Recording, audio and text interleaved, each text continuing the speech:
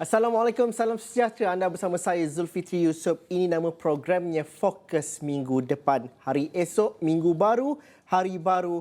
Tetapi yang pastinya bagaimanakah apa yang berlaku pada hujung minggu ini dan minggu lepas mencorakkan dan juga memberikan dimensi pemberitaan untuk hari-hari yang seterusnya.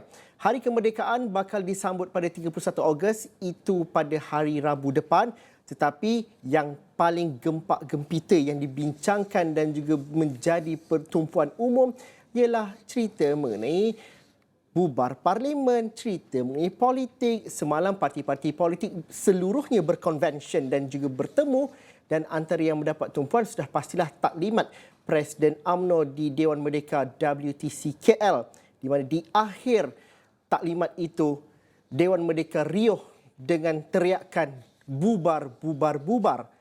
Sejauh manakah UMNO mendapat kelebihan jika parlimen dibubarkan sekarang? Ini saya ingin bersama dengan Profesor Madya Dr. Hamidan Abdul Hamid, Ketua Pegawai Eksekutif Ilham Center pada petang ini. Terima kasih Dr. Hamidan kerana sudi bersama dengan kami.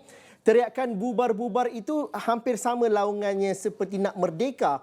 Tetapi kalau saya mengambil apa yang dikatakan oleh saintis politik iaitu Profesor Dr. Wong Chin Huat di Sinar Harian Premium hari ini baru ini mengatakan bahawa jika UMNO membubarkan atau parlimen dibubarkan sekarang, kata Dr. Chin Huat, ialah BN UMNO dijangka hanya boleh menang kira-kira 60 kerusi, iaitu merosot sehingga 30 kerusi berbanding 90 kerusi baru-baru ini.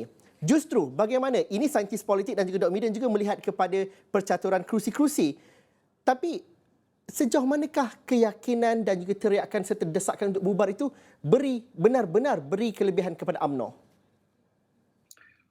Terima kasih Zul. Seperti yang saudara Zul katakan tadi, saya menjangkakan pada minggu hadapan, terutamanya dalam konteks berapa lama lagi kita melihat bahawa lebih banyak persoalan tentang pembubaran parlimen akan keluar dalam konteks perbincangan tentang politik di Malaysia.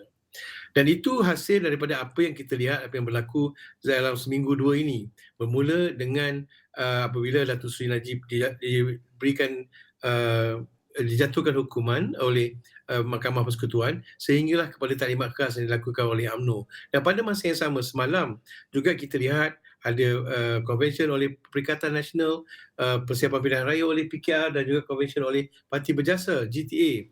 Jadi dalam konteks ini kita melihat bahawa kesiapsiagaan setiap parti itu mula, tetapi yang menarik yang seperti yang Saudara Zul katakan tadi paling kuat sekali memberikan tekanan agar parlimen dibubarkan dan pilihan raya umum diadakan ialah UMNO. Menarik kerana Perdana Menteri sendiri datangnya daripada UMNO.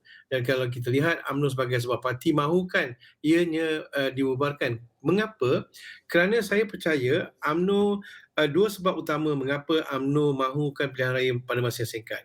Pertama, mereka masih percaya dengan apa kehangatan, kelebihan yang mereka hadapi ketika pilihan raya di Melaka dan Johor itu mampu untuk mereka ulangi di dalam PRU kali ini. Bermaksud bagi mereka ingredient, perkara-perkara yang membolehkan mereka menguasai 2/3 Dewan Undangan Negeri di Melaka dan Johor itu boleh diguna pakai untuk membawa kejayaan sama di peringkat persekutuan. Dan keduanya, saya melihat mereka merasakan bahawa dengan pengekalan hukuman oleh Mahkamah Persekutuan terhadap Datuk Seri Najib, dia melihat sebagai simpati. UMNO menggunakan simpati vote bagi mendapatkan sokongan orang Melayu bahawa ketidakadilan telah dilaksanakan kepada Datuk Seri Najib. Jadi dua konteks ini saya merasakan amat penting untuk UMNO mengadakan pilihan raya. Tambahan lagi, mereka tidak mahu pilihan raya berada jauh ke belakang kerana mereka sendiri tidak tahu apakah malapetaka yang boleh datang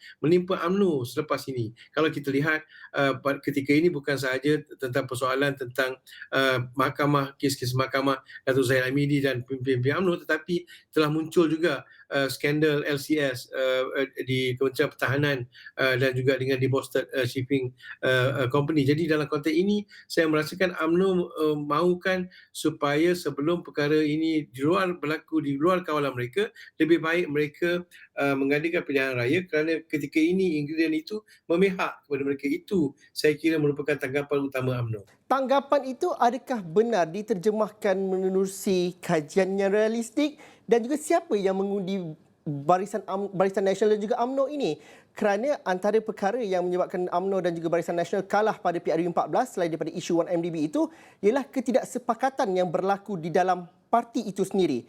Adakah UMNO dan juga Barisan Nasional benar-benar utuh dan juga padu untuk pergi ke pilihan raya, dan siapa yang bakal mengundi mereka ini? Adakah ahli-ahli parti mereka? Kalau ahli-ahli parti mereka, adakah itu benar? Terima kasih Zul. Saya rasa menarik ya, kerana kalau kita lihat ketika ini UMNO sememangnya dikatakan berlakunya perpecahan dalam konteks UMNO, terutamanya di kalangan kluster Putrajaya dan juga kluster mahkamah. Dan saya rasa perdebatan itu sudah hampir terbuka ya, perbalahan di antara kedua-dua pihak ini. Satu pihak yang mahukan pilihan raya dilakukan secara lebih awal, dan satu pihak lagi mahu membaiki keadaan ekonomi dan memastikan kestabilan politik yang ada hari ini, memberikan kelebihan kepada UMNO. Jadi kita lihat dengan kluster mahkamah excuse me, dengan kluster mahkamah menguasai parti, tetapi kluster Putrajaya menguasai kerajaan, kita lihat berlakunya persaingan di antara UMNO untuk menentukan tarikh pilihan raya. Tetapi pada masa yang sama, seperti yang saudara katakan tadi, UMNO seharusnya mengakui hakikat. Untuk memenangi pilihan raya, ia memerlukan lebih banyak sokongan daripada luar kawasan, terutamanya luar mereka yang bukan daripada ahli parti. Pilihan raya negeri di Melaka dan di Johor itu mampu UMNO tangani dengan mengembling. Okey, dua buah negeri ini mempunyai, di mana mereka mempunyai data ataupun base parti yang agak besar. Tetapi untuk PRU saya kira keadaannya sangat berbeza, dan ini menjadikan satu cabaran getir untuk UMNO sekiranya naratif yang memperlihatkan UMNO sekarang ini sudah tidak boleh dikatakan sebagai tidak berubah, bongkak, sombong, itu akan memberikan kesan yang sangat negatif. Kalau kita lihat pada 2018, YMDB itu menjadi perfect storm kepada UMNO, dan adakah perkara seperti Najib Razak dengan kemudian beberapa lagi kes mahkamah yang berperan tinggi, Datuk Seri Zaid Amidi dan Datuk Seri Rosman Mansur, semua itu akan membina satu lagi perfect storm untuk UMNO bersama-sama dengan skandal di Kementerian Pertahanan. Jadi dalam konteks ini saya merasakan UMNO seharusnya sedar dan UMNO seharusnya menerima naratif rakyat pada masa yang sama, dan tidak lagi mampu, kerana saya kira UMNO sudah tidak lagi mampu untuk merasakan bahawa masyarakat akan boleh menerima apa saja yang UMNO katakan semasa mereka menjadi sebuah parti yang dominan dahulu. 2018 telah menunjukkan dan sepatutnya memberikan pengajaran kepada UMNO bahawa mereka merupakan sebahagian dari kehendak rakyat. Jadi saya kira apa yang berlaku semalam dalam konteks talimat khas Presiden, terutamanya dalam kes Datuk Seri Najib, saya kira ia amat memberikan kesan yang negatif kepada UMNO di kalangan rakyat. Dari segi gerak kerja, UMNO adalah parti ulung ataupun parti yang sudah lama berada di akar umbi. Daripada strukturnya itu tidak boleh dicabar keberkesanan jentera UMNO. Tetapi adakah perpecahan itu ada di kalangan masyarakat atau ahli-ahli UMNO di bawahan, ataupun apa yang berlaku di Dewan Merdeka itu diterjemahkan di peringkat akar umbi? Bagaimana Dr. Hamidin melihat perkara ini? Kerana itu perlu dihubungkan juga dengan pengundi atas pagar yang tidak keluar mengundi di Johor dan juga di Melaka, dan juga bagaimana menarik undi anak muda. Ini kelompok yang paling besar untuk dimenangi oleh UMNO. Kukuhkah kubu UMNO di kalangan pengundi atas pagar dan juga anak-anak muda ini? Terima kasih Zul. Saya rasa menarik. Kami di Ilham telah hampir menyiapkan kajian kami tentang kesiapsiagaan parti-parti politik untuk berdepan dengan pilihan raya. Menarik soalan yang Zul katakan tadi, merupakan sebahagian daripada soalan yang kami tanyakan kepada pengundi di seluruh negara, dan hampir lebih daripada 60% mengatakan mereka tidak mahukan pilihan raya. Sememangnya terdapat suara yang mahukan pilihan raya, dan menariknya suara ini hanyalah datang daripada kepimpinan UMNO sahaja. Walaupun di peringkat bahagian dan sebagainya hanyalah di peringkat kepimpinan. Ahli biasa, mereka lebih memikirkan tentang bagaimana mereka hendak meneruskan kehidupan selepas zaman pandemik. Bermakna persoalan tentang ekonomi, persoalan tentang kos sara hidup lebih difikirkan oleh ahli-ahli biasa UMNO. Jadi kita melihat jeritan, bubar dan sebagainya bagi saya hanyalah jeritan kumpulan pentadbir, kumpulan yang memegang jawatan dalam UMNO. Sedangkan bagi rakyat biasa, mereka merasa perik getir kehidupan yang mereka harus tempuhi. Jadi dalam konteks ini saya kira UMNO berjaya mengguna pakai kelebihan yang mereka ada dalam sistem mereka untuk menunjukkan bahawa kesepaduan mereka mahukan pilihan raya diadakan secepat mungkin. Tetapi adakah itu selari dengan kehendak rakyat? Saya kira itu yang harus UMNO lihat dengan lebih mendalam. Dr. Hamidin, jika laungan dan juga teriakan di Dewan Merdeka semalam diterjemahkan kepada sokongan akar umbi di dalam UMNO, mungkin Datuk Seri Ismail Sabri Yaakob sebagai Perdana Menteri tidak mempunyai imej yang popular di kalangan mereka. Namun pada ketika ini, dalam melihat kepada pendekatan dan juga tindakan yang diambil oleh Datuk Seri Ismail Sabri Yaakob, adakah beliau popular di kalangan pengundi PRU nanti yang bukan di kalangan UMNO tapi biasa yang tidak berpartisipasi dalam politik? Apa kelebihan dan juga kekurangan yang kita dapat jelaskan dan juga dapat gambarkan? Buat masa ini, Zul, kami dapati dalam kajian menunjukkan bahawa Datuk Ismail Sabri diterima sebagai Perdana Menteri. Malahan dalam kebanyakan dilihat supaya beliau kekal sehinggalah tempoh parlimen ini ditamatkan. Bermaksud rakyat tidak mahu diadakan pilihan raya. Okey, jadi ini memberikan kelebihan kepada Datuk Ismail Sabri dan saya kira kalau kita lihat dengan dasar-dasar yang populis yang beliau jalankan menunjukkan bahawa rakyat menerima apa yang mereka lakukan. Contohnya dalam walaupun perlahan tetapi persoalan tentang kenaikan harga barang seperti harga minyak, harga ayam dan cuba ditangani oleh kerajaan dengan lebih berkesan itu sedikit sebanyak memberi kesan.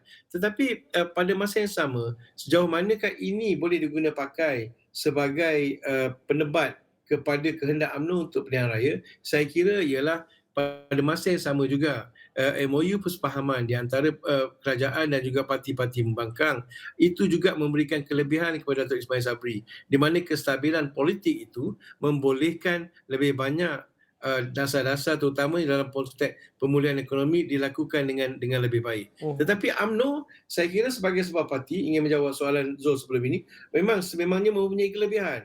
Apa yang berlaku di PWTC semalam itu memang dengan mudah akan dibawa balik ke bahagian kerana itulah struktur UMNO. Dan UMNO mempunyai kelebihan dalam konteks itu. Di mana daripada atas hingga ke bawah UMNO mempunyai jentera yang sangat berkesan, yang paling berkesan sebagai sebuah parti tertua di Malaysia.